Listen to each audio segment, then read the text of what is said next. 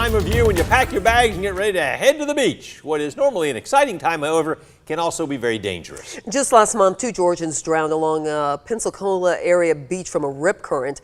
Meteorologist Alex Forbes takes us to this region of the Gulf with ways to stay safe this summer.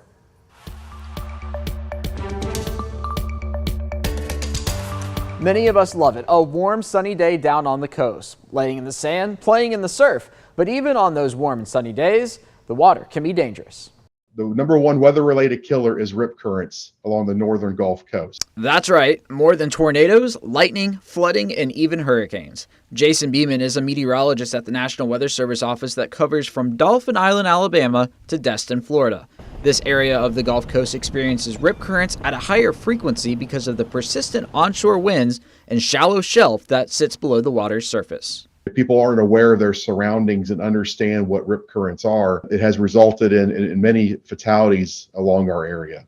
So just what exactly is a rip current? It's a fast-moving channel of water away from the coast, one that can pull swimmers away from the shoreline. They can sometimes be seen with sand and debris kicked up in the water, but more often than not, they are not as obvious. Luckily, there are steps you can take to stay out of this situation. First, check the forecast. If you just go to weather.gov/beach, you can click on the umbrella for the area that you're visiting, and we'll take you straight to the local information of what the rip current forecast is. And if you forget, green, yellow, and red flags along guarded beaches are there to remind you. Taking into account our forecast, but they're also eyes on the water. What is happening? What are the local conditions? Now, if you do get stuck in a rip current, the number one thing is to stay calm and don't fight the current. You won't win. Relax and float to conserve energy. Don't try to swim directly to the shore. Instead, swim along the shoreline until you can escape the current, then swim along an angle away from the current toward the shore. We don't want to scare anybody away from the beach. Our beach is a wonderful place to visit anytime throughout the year.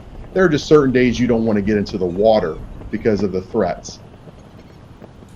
Hey, Mr. Beeman says the area his office covers has had more than 130 rip current deaths since 1996.